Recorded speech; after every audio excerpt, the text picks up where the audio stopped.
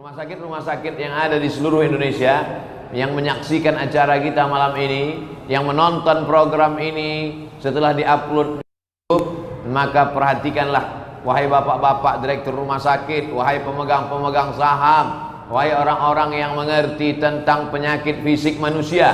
Sesungguhnya fisik itu hanya casingnya saja, hanya cangkangnya saja. Ada yang lebih besar daripada fisik, yaitu roh. Fisik yang akan mati sebagai santapan cacing tanah, tapi roh yang hidup, yang akan bangkit, yang akan bertanggung jawab di hadapan Allah.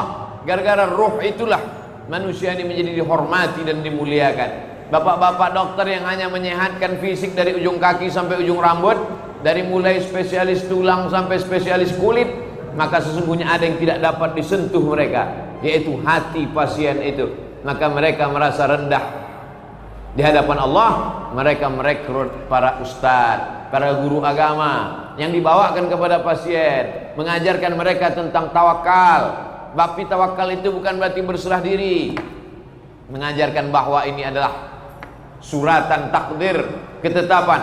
Innallaha katabal maqadir. Dalam kitab Sahih Muslim, Allah sudah menuliskan takdir qabla an yakhluqas samawati wal ard 50.000 sanah, 50.000 tahun sebelum Allah menciptakan langit dan bumi. Allah sudah menciptakan takdir. Wahai pasien yang sedang sakit, apa yang kau terima ini bukan karena salahmu, yang kau terima ini bukan karena dosamu, maka jangan kau down, maka jangan drop, maka jangan sampai kau lemah. Bangkitkan semangatmu.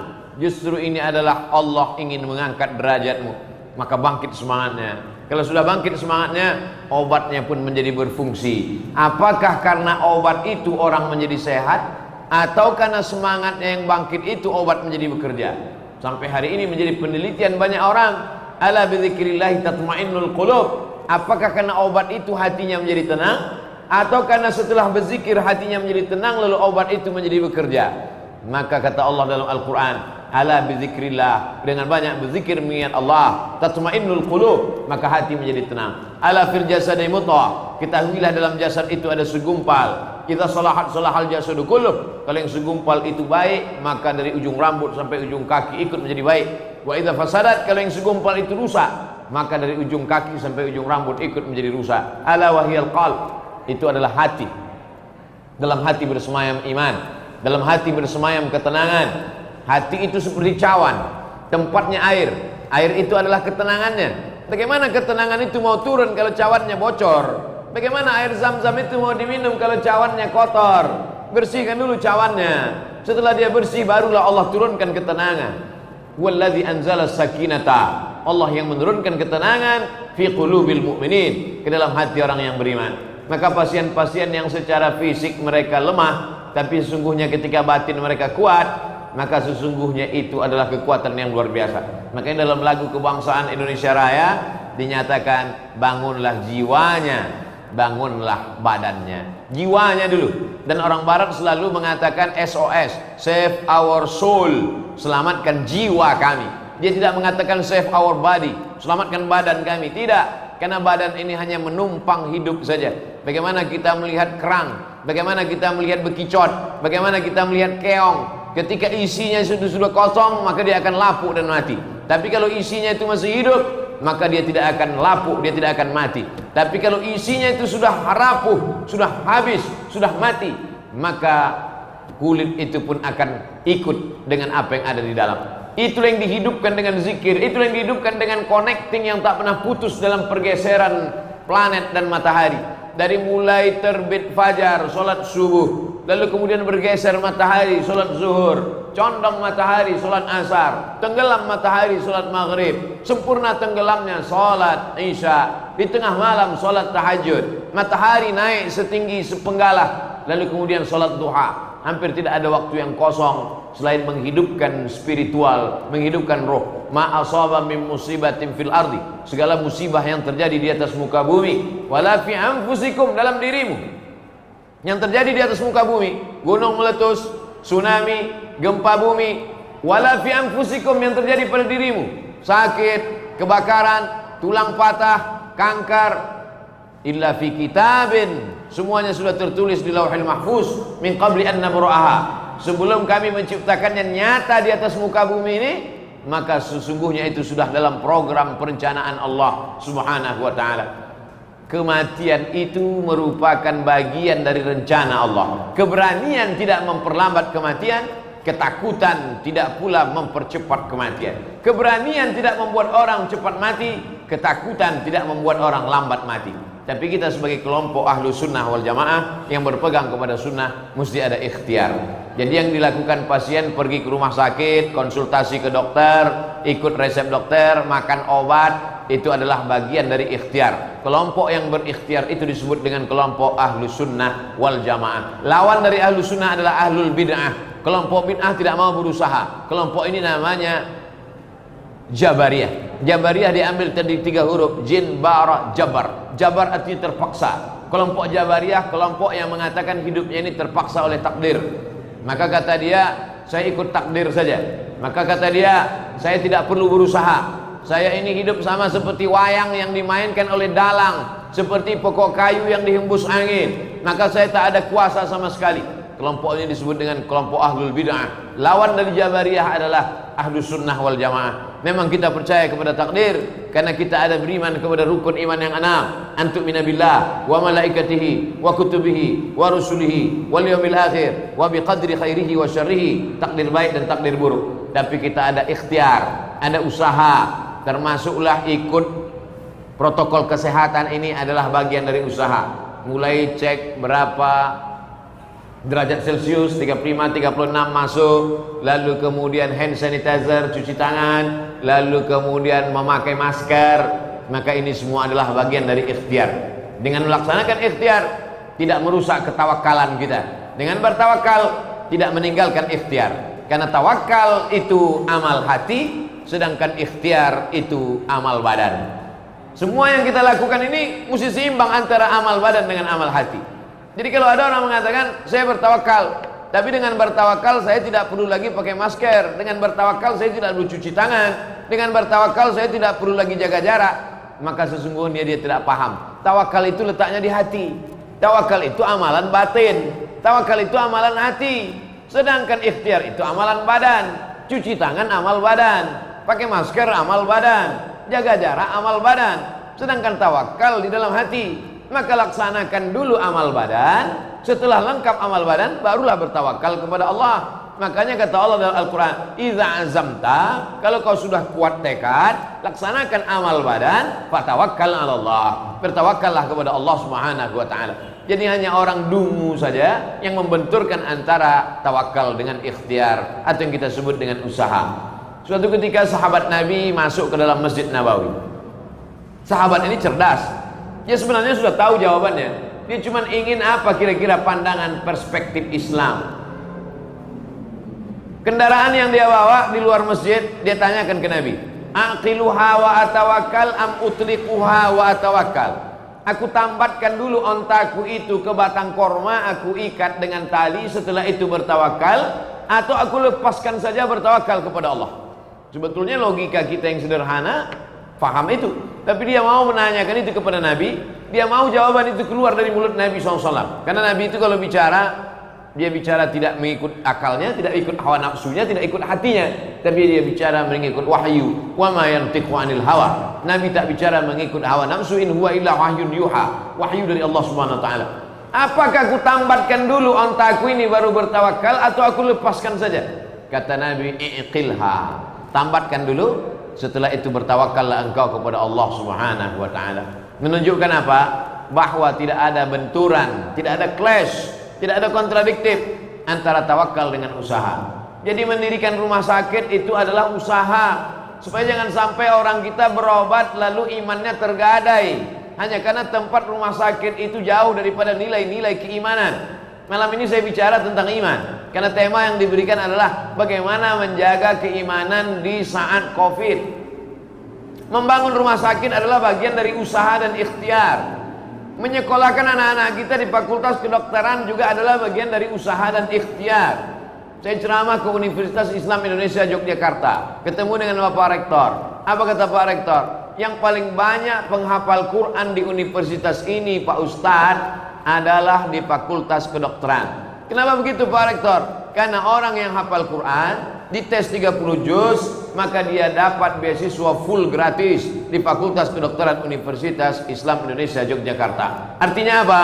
Menyekolahkan anak di Fakultas Kedokteran ada juga ikhtiar dan usaha. Supaya apa? Supaya ke depan orang tidak meremehkan penghafal Quran. Orang yang hafal Quran itu memang diangkat Allah derajatnya. Tapi manusia yang ada sebagian iman mereka itu di mata mereka. Ada sebagian manusia ini imanuhum fi ayunihim, imannya di mata dia. Dia baru hormat ke orang, respect ke orang kalau mobil orang itu mahal. Dia baru hormat ke orang kalau pekerjaan orang itu dokter spesialis. Dia baru hormat ke orang kalau rumah orang itu besar. Ada sebagian manusia begitu. Maka dengan menyekolahkan anak penghafal Quran menjadi dokter spesialis, itu adalah usaha dan ikhtiar untuk mengangkat harkat martabat orang beriman. Bukan berarti penghafal Quran itu rendah dan hina, tapi ada manusia yang menilai manusia dari tampilannya, dari pekerjaannya, dari mobilnya, dari tempat bekerjanya. Maka membangun rumah sakit juga adalah bagian dari ikhtiar usaha orang beriman. Supaya apa? Ketika orang bertanya, itu umat Islam yang hebat, itu rumah sakit yang didirikan umat Islam, itu orang Islam yang menjadi dokter spesialis, itu orang Islam yang punya jabatan yang tinggi. Oleh sebab itu maka kalau ada orang berkata bahwa Islam ini rendah, Islam ini tidak penting pada dunia, Islam ini tidak mementingkan harta, maka sesungguhnya dia sudah mengkebiri Islam. Al-Islam mahjubun bil muslimin. Ajaran Islam ini terdinding, terhalang bukan karena orang lain, tapi karena orang Islam itu sendiri. Betul kata Syekh Abdul Halim Mahmud, Grand Syekh Al-Azhar, ketika dia sampai di Perancis. Apa kata dia? Aku menemukan Islam di Eropa ini, tapi aku tidak menemukan Muslim. Artinya apa? Dari mulai cara berjalannya. Kesan pertama Syekh Abdul Halim Mahmud ketika sampai di Perancis, di Paris, dia mendapatkan gelar doktor dari Sorbonne, Perancis. Ketika itu pada tahun 1941 Masehi. Apa kata dia? Dalam hadis aku baca Nabi itu kalau berjalan seperti orang yang turun dari tanah yang tinggi. Ada bukit. Bagaimana orang kalau berjalan dari atas bukit? Begitulah Nabi itu jalannya kencang. Dan aku baru melihat itu ketika di Paris. Melihat orang Eropa itu berjalan begitu cepat. Ada target yang ingin dicapai. Berbeda dengan orang kita yang berjalan santai seperti tak ada kejadian apa-apa. Wa bataghi fima ataqallahu daral akhirah. Silakan cari persiapan untuk negeri akhirat. Tahajud sepanjang malam, silakan. Berzikir banyak-banyak, 1000, 2000, 10.000, silakan. Khatam Al-Quran sehari sekali, silakan. Wala tansa nasibaka minad dunya. Tapi jangan lupa bagian hidupmu di dunia. Makanya dalam doa kita diajarkan dari Hijr Ismail, lalu kemudian ke Rukun Yamani, dari Rukun Yamani ke Hajar Aswad. Satu doa yang tidak diganti-ganti. Rabbana atina fid dunya hasanah wa fil akhirati hasanah. Dunianya dulu hasanah, baru akhiratnya hasanah. Mendirikan rumah sakit Dr. Urip Sumoharjo adalah bagian dari Rabbana atina fid dunya hasanah. Menjadi dokter spesialis, menjadi dokter adalah bagian dari ikhtiar fid dunya hasanah, barulah kemudian wa fil akhirati hasanah.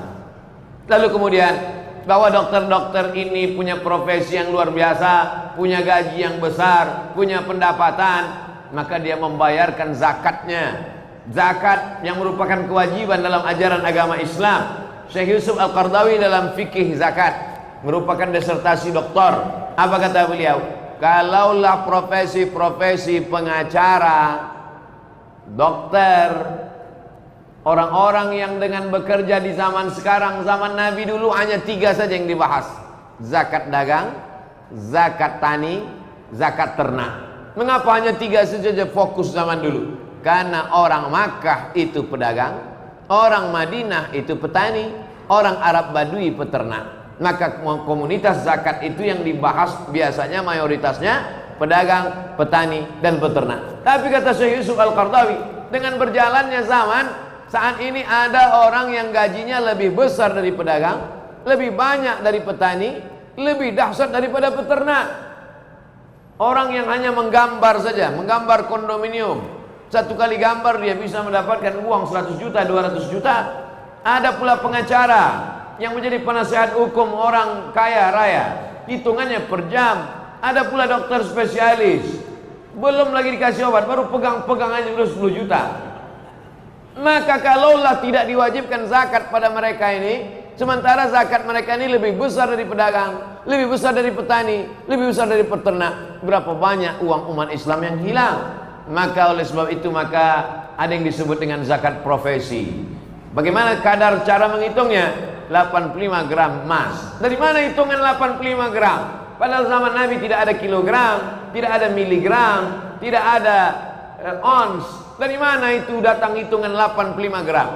Ternyata duit zaman Nabi emas namanya dinar. Duit dinar itu sampai hari ini masih disimpan. Satu dinar itu beratnya 4,25 gram. Kata Nabi, siapa yang punya penghasilan 20 keping dinar selama setahun, maka dia wajib mengeluarkan rubu'ul usyur, 2,5%. Setelah dihitung, satu dinar masih disimpan di Museum Kairo, masih ada di Museum Makkah. Satu dinar, saya pun punya duit dinar. Satu dinar 4,25 gram. 4,25 gram kali 20 keping sama dengan 85 gram. Itulah asal muasal penghitungan 85 gram. 85 ini tidak berubah sampai dari zaman Nabi sampai hari kiamat. Maka kita ingat 85, 85, 85, 85. Jangan di Masjid Al-Mustasfa 85 keluar ke rumah sakit jadi 58. 85 gram tidak berubah. Yang berubah itu adalah harga emasnya. Jadi saya selalu berpatokan harga emas 500.000. 85 gram kali 500.000 sama dengan 42.500.000. Siapa saja yang berpendapat 42.500.000 satu tahun, maka dia sudah kena 2,5%. Ketika saya sampaikan itu, jamaah komplain. Berapa tadi Ustaz hitung? 85 gram kali berapa Pak Ustaz? 500.000. Ustaz salah, harga emas sudah naik sekarang. Ustaz tidak mengikuti perkembangan harga emas. Ternyata harga emas 1 gram sekarang sudah 1.050.000. Jadi angka itu naik. 85 gramnya tetap, tapi kali 1 juta, 85 juta. Siapa saja yang berpenghasilan 85 juta dalam 1 tahun, maka dia keluarkan 2,5%. Kami tidak mendapatkannya per tahun Pak Ustaz, per bulan, bagi 12. 85 gram emas, 85 juta bagi 12. Maka hasil yang diperoleh bagi 12 per bulan, itulah yang dikeluarkan sebagai. Jadi kalau 85, kalau 42 juta dulu setahun itu 3,6, sekitar 4 juta. Maka yang berpenghasilan 8 juta mudah saja menghitungnya, setiap sejuta 2,5% 25.000. Jadi kalau 10 juta 250.000. Kalau 100 juta berarti 2,5 juta. Kalau dilihat dari tatapan mata dokter-dokter nih, ya nampaknya 25 juta lah sebulan. Zakatnya maksudnya. Amin. Nah, oleh sebab itu maka semuanya menjadi doa, apalagi di tempat yang baik, di majelis yang baik. Andai tidak pun, jadi tidak selamanya juga orang berzakat itu sesuai pendapatan. Saya ketemu salah satu jamaah di Pekanbaru. Dia tanya saya, Ustaz Somad, saya setiap tahun itu bayar zakat, saya 75 juta kata dia. Saya hitung-hitung 75 juta, 1 miliar 25 juta. Berarti pendapatan Bapak 1 tahun 3 miliar. Pendapatan Bapak 1 tahun berarti 3 miliar. Tidak Pak Ustaz. Terus pendapatan saya 1 tahun 1 miliar. Oh, kalau 1 miliar berarti Bapak zakatnya berarti 2 juta 25 juta. 1 miliar 25 juta. Kenapa Bapak bayar 75? Saya memang setahun dapatnya 1 miliar Pak Ustaz. Terus kenapa Bapak bayar 75 juta? Saya mencoba untuk memberi bonus duluan, mudah-mudahan tahun depan jadi 3 miliar. Jadi dibayarnya tahun itu 75 supaya tahun depan mendapat 3 miliar. Nah, jadi ada juga makhluk-makhluk unik yang hampir punah seperti ini. Nah, ini makhluk-makhluk yang begini mesti dibudidayakan. Kalau tidak dia akan musnah. Ada lagi makhluk unik juga jumpa saya ya, di rumah sakit. Nama rumah sakitnya tak saya sebutkan, menjaga kode etik jurnalistik. Kata dia, Ustaz Somad, saya bayar zakat saya 5%. Oh, saya bilang salah. Kenapa Bapak bayar 5%? Zakat profesi itu 2,5%. Begini Ustaz Somad, kalau petani berapa zakatnya? Petani kalau dia pakai irigasi potong biaya operasional 5%. Tapi kalau dia tak ada hujan, nunggu hujan dari langit 10%. Petani itu Ustaz Somad pagi berangkat dari rumah ke kebun, dia dengan sapi. Masih bisa dibedakan mana dia, mana sapi. Tapi nanti sore dia pulang, sama bentuknya. Berlumpur, berkubang, kena panas, hitam, legam. Berapa zakatnya Ustaz Somad? 5%. Masa dia yang berkubang di lumpur panas 5%, saya yang di rumah sakit cuman pegang-pegang duduk di ruang ber-AC 2,5%. Betapa tidak adilnya saya. Malu saya ngadap Allah Pak Ustaz. Ada. Dan di rumah sakit Dr. Urip ini pun nampaknya ada, cuman belum lapor lagi. Ini makhluk-makhluk yang begini ternyata ada. Dia sudah melampaui batas fikih. Kalau fikih itu cerita halal, haram, makruh, mubah, rukun, syarat, wajib, sunat. Ada yang lebih tinggi lagi daripada hukum. Apa itu? Akhlak. Dia malu menghadap Allah ketika petani-petani yang berkubang di lumpur itu 5%, sementara dia di ruang ber-AC pakai mobil mewah. Sementara dia dengan tukang jaga malam yang begitu berat kerjanya dari jam 6 sore sampai jam 6 pagi menjaga, mata tidak tertutup, sebulan cuma digaji 3 juta. Sementara ada orang juga jaga malam itu senternya besar-besar, sementara ada orang senternya kecil aja, baterainya pun cuma 3. Buka mulut,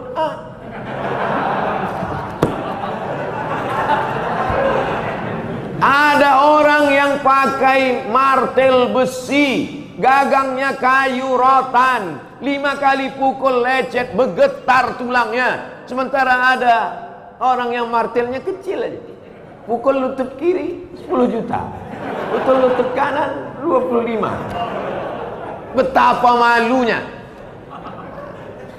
Saya tak ada sindir-menyindir.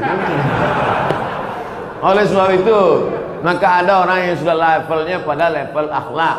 Alhamdulillah, Ustaz Abdul Somad, Rumah Sakit Dr. Urip Sumoharjo, setiap tahun kami tidak bagi ini sebelum kami keluarkan zakatnya dulu. Dr. Urip Sumoharjo di rumah sakit ini penghasilan ternyata dibagi dulu zakatnya, baru dibagi untuk yang lain. Sesuai dengan ketentuan Badan Amal Zakat Nasional, bruto, bukan neto. Karena kalau cerita neto tidak akan ada orang berzakat. Ada salah seorang sahabat saya bekerja di Badan Amil Zakat. Melihat ini orang kaya hebat, datanglah ke rumah dia. Melihat rumah bapak besar, mobilnya mewah, nama bapak pun luar biasa masyhur. Maka kami ingin mengutip zakat. Apa kata si bapak? Saya dililit utang. Itu mobil itu 2 miliar. Itu rumah itu 7 miliar. Dengan bangganya dia berkata bahwa dililit hutang. Tuh, kalau bapak masih dililit hutang, oke lah. Kalau gitu kami tidak kutip zakat, Pak. Iya. Hari berganti, musim berubah. Pekan berganti, bulan-bulan menjadi tahun. Tak terasa tahun depan dia datang. Diintip mereka dari celah jendela. Dia bapak yang tahun lalu tidak mau berzakat itu sekarang sudah datang. Bro, itu dulu yang kita waktu ke rumah dia tidak mau zakat karena rumahnya 7 miliar, karena mobilnya 2 miliar. Betul? Sekarang dia datang. Alhamdulillah, Allah sudah bukakan pintu hidayah. Allah sudah bukakan pintu hatinya, dia mau bayar zakat. Begitu sampai ke dalam, apa yang bisa kami bantu, Pak? Apa kata si bapak? Ada tak zakat untuk saya? Fakta, nyata. Begitu cepatnya berubah, yang semestinya berzakat berubah menjadi penerima zakat. Saya bukan menakut-nakuti Bapak Ibu dokter, tidak. Tapi kalau tak percaya, teslah. Oleh sebab itu maka hidup ini begitu singkat. Tu'izzu man tasha, kau kuasa untuk menaikkan setinggi-tingginya. Wa tudhillu man tasha, kau kuasa untuk menjatuhkan serendah-rendahnya. Biadikal khair, kuasa itu dalam genggaman qudrat iradat Allah. Allah Maha kuasa untuk membuat kita hidup. Allah juga kuasa untuk membuat kita mati. Allah kuasa membuat kita sehat. Allah juga kuasa untuk membuat kita sakit. Ada saja yang paling dekat dengan kematian adalah Bapak Ibu dokter. Yang paling dekat dengan tahunya kuasa Allah adalah Bapak Ibu dokter. Yang paling mengerti rahasia Allah adalah Bapak Ibu dokter. Kenapa? Karena dia berkecimpung dengan segala macam otot tubuh, otak, kepala, telinga, hidung manusia. Semuanya ada dalam kepala dia. Saya jamaah kalau disuntik dokter diam saja. Mau disuntik dengan dosis berapapun biar supaya tertidur, diam saja. Tapi sahabat saya, jamaah saya, direktur rumah sakit, sudah dipasangkan jubah warna hijau muda, akan disuntikkan itu obat penenang yang membuat dia tenang dan dioperasi. Ketika sudah akan disuntik, apa kata dia? Jangan suntik saya tidak mau dibius, saya tidak mau dioperasi, batalkan. Batal Pak Direktur Rumah Sakit, Pak Dokter, tidak jadi disuntik bius, tak jadi dioperasi. Saya tanya ke dia, karena dia jamaah, saya tanya, kenapa Bapak tak mau disuntik? Bapak kan dokter. Saya tahu Pak Ustadz, karena kalau saya disuntik, saya tidak tahu kapan saya sadar. Kenapa pasien itu mau disuntik? Dia tak tahu.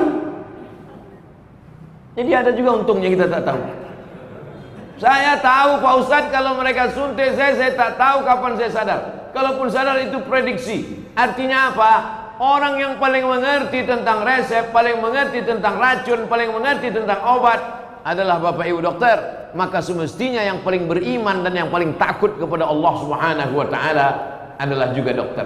Oleh sebab itu menjadi dokter ini lebih dekat kepada surga. Tapi kalau dia curang, neraka pun tak begitu jauh. Saudara yang dimuliakan Allah Subhanahu wa taala, menjadi dokter itu adalah rahmat, nikmat yang luar biasa. Tapi menjadi dokter juga bisa mendapatkan rahmat berbaju laknat. Namanya istidraj. Kalau ada orang rezekinya murah, umurnya panjang, badannya sehat, keningnya tidak pernah sekalipun dia tempelkan ke lantai mengagungkan Allah, tidak pernah mau mensyukuri nikmat Allah, tidak pernah mau berzakat, berpedulikan anak yatim, fakir miskin, maka sesungguhnya dia sedang diuji dengan nikmat. Bajunya nikmat, tapi sesungguhnya di dalam nikmat itu adalah azab yang sangat besar. Apa kata Allah dalam Al-Quran? Sanastajrijuhum, kami uji mereka, kami tunda azab untuk mereka min haitsu la ya'lamun, mereka tidak sadar. Wa umli lahum, aku ulur untuk mereka, ku ulur umurnya panjang, ku ulur rezekinya lancar, ku ulur jabatannya tinggi. Inna kaidi matin, tipu dayaku amat sangat kuat. Wa makaru, mereka menipu Allah. Wa makarallah, Allah balas tipu daya mereka. Wallahu khairul makirin, Allah sebaik-baik pembalas tipu daya. Yukhadi'un Allah, mereka menipu Allah. Lihat, Allah ku tipu. Aku tak pernah sholat, aku tak pernah sedekah, aku tak pernah berbuat baik, tapi rezekiku lancar, jabatanku tinggi, umurku panjang. Yukhadi'un Allah, mereka merasa menipu Allah. Wa huwa khadi'uhum, padahal Allah lah yang sedang menipu mereka. Yakiduna kaida, mereka membuat tipu daya. Fa akidu kaida, aku juga membuat tipu daya, kata Allah Subhanahu wa taala. Maka jangan sampai kita merasa sedang menipu Allah, tapi sesungguhnya Allah lah yang sedang mempermainkan tipu daya untuk kita. Termasuk hidup ini adalah tipu daya, fata morgana. Nampak dari jauh macam air, begitu didekati ternyata hanya pasir yang kering kerontang. An-nasu niyam, kata Sayyidina Ali. Manusia ini seperti orang tidur semuanya. Manusia ini semuanya macam orang tidur. Falamma matu intabahu, ketika mereka mati, datang malaikat maut mencabut nyawa. Disitulah mereka baru tersadar, terbangun dari tidur panjangnya. Ternyata selama ini dia hanya mimpi jadi dokter. Ustaz dokter aja terus disebut tadi, mimpi jadi ustaz. Ternyata hidup ini hanyalah mimpi panjang, mengigau dengan igauan yang indah. Berapa banyak orang tertidur itu menyanyi, berapa banyak orang tertidur itu tersenyum, berapa banyak orang tertidur itu tertawa. Tapi ternyata senyum, tawa dan nyanyian itu hanyalah bunga-bunga mimpi saja. Begitu mereka mati, barulah mereka tersadar. Yang dibawanya apa? Kalau pernah tangan mengusap kepala anak yatim, kalau pernah kaki melangkah menyebarkan beras ke seluruh penjuru Lampung. Alhamdulillah, sekarang ada namanya Paskas, pasukan amal soleh. Paskas, nampaknya seram, tapi kepanjangannya pasukan amal soleh. Mereka inilah yang mengumpulkan beras dari rumah ke rumah, dari kantor ke kantor. Sekarang hasilnya belum begitu banyak lagi. Untuk Provinsi Lampung baru hanya sekitar 5 ton, 6 ton saja. Padahal idealnya Yogyakarta bulan lalu mampu mengumpulkan 30 sampai 40 ton. Kalau Bandung jangan lagi, sampai 70 ton. Program ini dibawa dari Kalimantan Barat, Pontianak, disebarkan di seluruh Indonesia. Hari ini Ustadz Lukman hadir bersama kita. Mereka hanya ingin menjadi jas, jembatan amal soleh. Ada orang kaya yang bingung uangnya mau dibuang kemana, sampai beli koper harganya 40 juta. Tapi ada orang miskin, susah, tak tahu mau kemana, kerisauan perutnya mau diadukan. Maka ada jembatan yang bisa mempertemukan antara orang yang berdua ini. Orang kaya bingung mencari orang miskin, orang susah bingung mencari orang kaya, dipertemukan mereka dalam bagi-bagi beras. Oleh sebab itu, maka Bapak Ibu dokter yang ada di Rumah Sakit Urip Sumoharjo bisa membuat sebuah gerakan yang luar biasa. Maka dari mulai pengobatan gratis, mengobati hati-hati fakir miskin, pondok pesantren yang perlu pada pendidikan, para penghafal Al-Quran, para alim ulama, maka saya diberikan kesempatan untuk menyampaikan tausiah di Al-Mustasfa, Masjid Rumah Sakit Dr. Urip Sumoharjo Lampung. Ini keberkahan luar biasa, sehingga saya sudah sampaikan unek-unek ini semua. Bercerita tentang kesabaran untuk orang sakit, bercerita bagaimana menenangkan orang sakit, bercerita bagaimana tentang kecemburuan seorang dokter terhadap masalah-masalah agama, bercerita bahwa profesi dan rumah sakit ini adalah kebanggaan kami semua. Rasanya sudah lepas plong. Kalau saya mati nanti di padang mahsyar ditanya Allah Ta'ala, hai Abdul Somad, selama ini kau ceramah di panti asuhan, kau ceramah di pondok pesantren, sementara dokter-dokter belum ada yang kau ceramahi. Sudah ya Allah, di Rumah Sakit Urip Sumoharjo.